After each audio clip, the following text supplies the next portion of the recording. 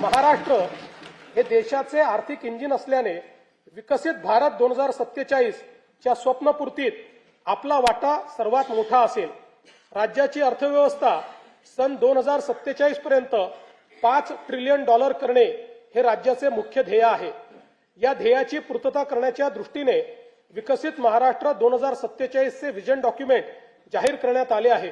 त्यानुसार सन 2029-30 पर्यंत साध्य करावयाची अल्पकालीन उद्दिष्टे, राज्याचे अमृत महोत्सवी वर्ष सन 2035 पर्यंत साध्य करावयाची मध्यमकालीन उद्दिष्टे आणि भारतीय स्वातंत्र्याचे शताब्दी वर्ष सन 2047 पर्यंत साध्य करावयाची दीर्घकालीन उद्दिष्टे निश्चित करण्यात आली आहेत। राज्याच्या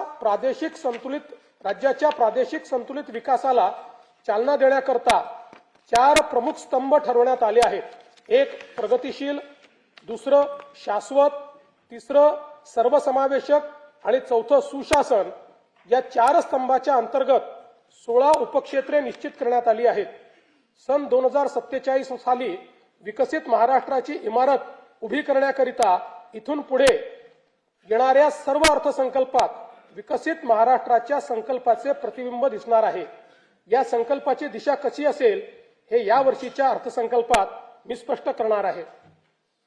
जब इरादा बना लिया है ऊंची उड़ान का, भास्कर राव, जब इरादा बना लिया है ऊंची उड़ान का, फिर देखना फिजूल है कद आसमान का।